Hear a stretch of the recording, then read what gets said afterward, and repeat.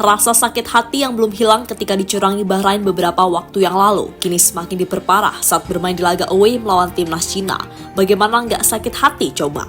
Kita yang seharusnya menang dari segi kualitas dan bisa saja mencuri poin perdana di babak round 3, justru harus menelan pil pahit usai kalah dengan skor 2-1.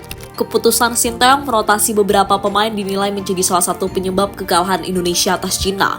Namun di satu sisi, perjuangan para pemain timnas yang tak pantang menyerah hingga menit akhir pertandingan dengan terus-menerus menggempur lini pertahanan lawan layak diapresiasi. Bahkan melihat perjuangan para pemain timnas yang pantang menyerah membuat timnas Jepang sekali lagi memberikan semangat kepada pasukan Garuda karena mereka masih memiliki peluang besar untuk setidaknya mengamankan peringkat 4 besar. Lalu menyusul Jepang lolos ke Piala Dunia seperti yang pernah dikatakan oleh sang pelatih Hajime Moriyasu sebelumnya.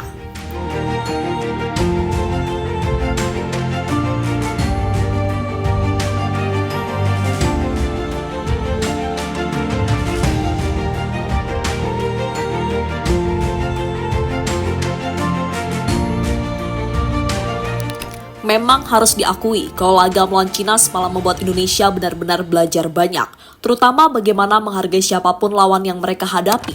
Karena seperti kita tahu, kalau di laga sebelumnya Indonesia selalu meraih hasil cukup baik, terutama saat menahan 3 tim besar Asia, macam Arab Saudi, Australia, dan juga Bahrain. Hal itulah yang membuat sang pelatih cukup percaya diri dan mulai berani merotasi para pemainnya, apalagi secara kualitas Indonesia lebih baik dari Cina. Namun sayang, rotasi yang dilakukan Coach Shin menjadi salah satu faktor utama bagaimana Indonesia bisa kalah dari Cina malam tadi. Sekaligus memperparah sakit hati fans Indonesia, karena dalam laga sebelumnya rasa sakit itu masih belum hilang usai dicurangi oleh Bahrain.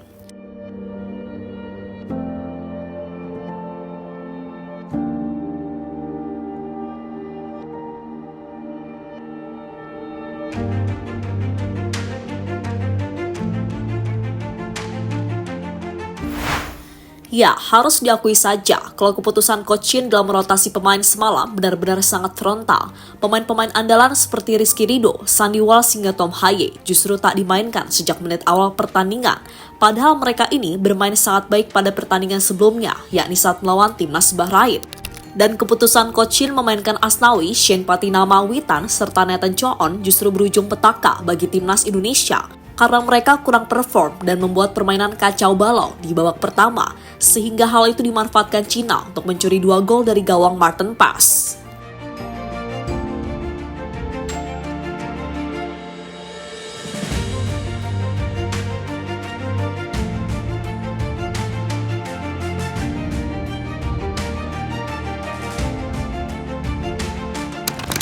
Barulah di babak kedua, ST kembali memainkan pemain utamanya, mulai dari Tom Haye dan Rizky Ridho, yang terbukti membuat kita jauh lebih baik.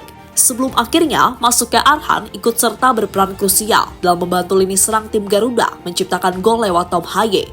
Sayang ketika waktu mulai menipis, timnas gagal mengejar satu ketertinggalan gol di laga tersebut, hingga peluit panjang ditiupkan.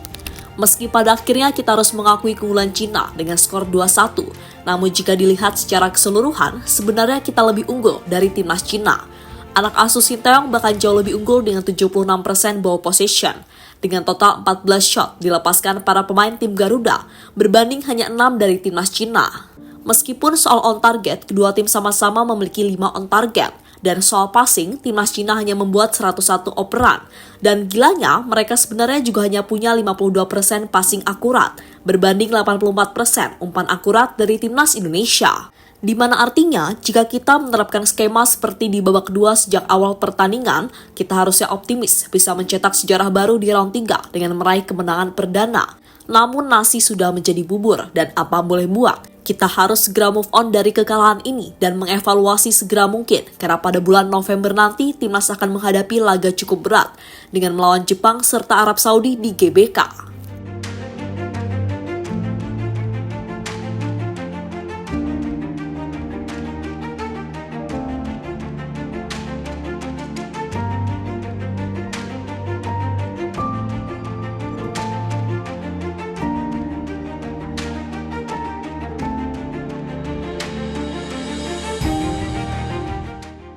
Perjuangan pemain timnas buat kami bangga.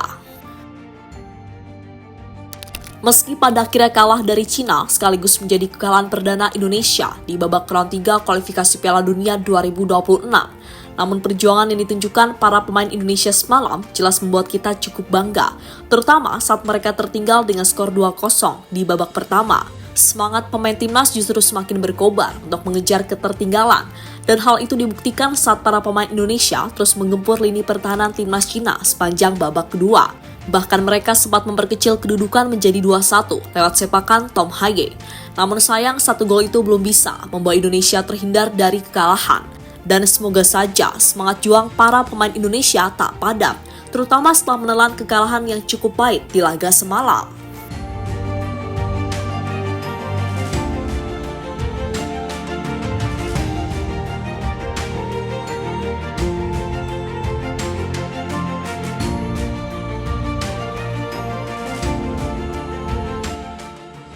Indonesia mengulang kesalahan yang sama.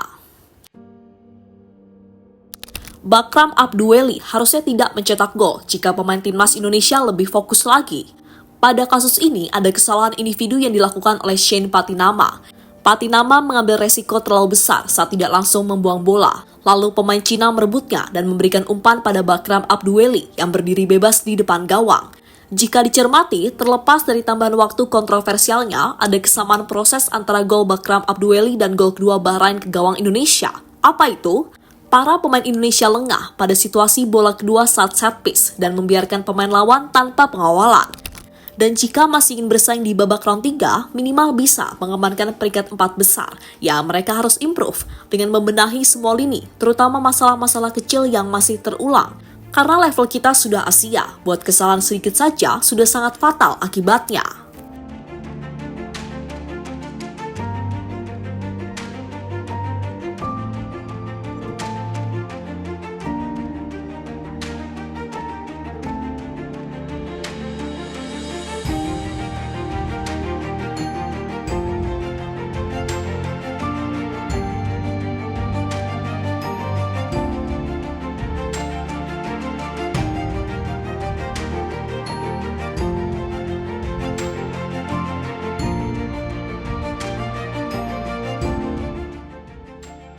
Jepang dukung Indonesia amankan 4 besar.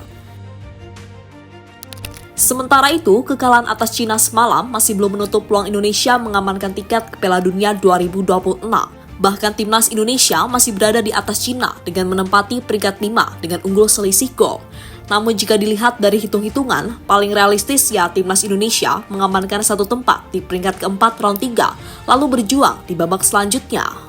Bahkan pelatih Jepang, Hajime Moriyasu, memberikan dukungan penuh kepada Indonesia karena sesuai dengan apa yang dikatakan sebelumnya, kalau Indonesia ini sangat layak menemani mereka lolos ke Piala Dunia 2026. Apalagi saat melihat perjuangan para pemain Indonesia semalam, meski sempat tertinggal mereka terus berjuang untuk bisa menyamakan kedudukan. Bahkan kekalahan atas Cina malam tadi pure kesalahan Coach Shin yang cukup berani dalam merotasi para pemainnya.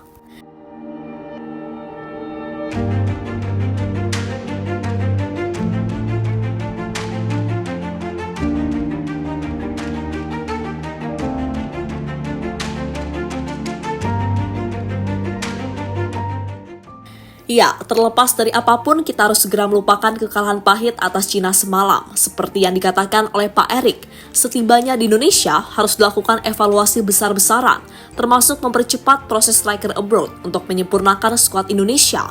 Kita doakan saja semoga berjalan lancar dan mengamankan 4 besar, mungkin opsi paling realistis saat ini.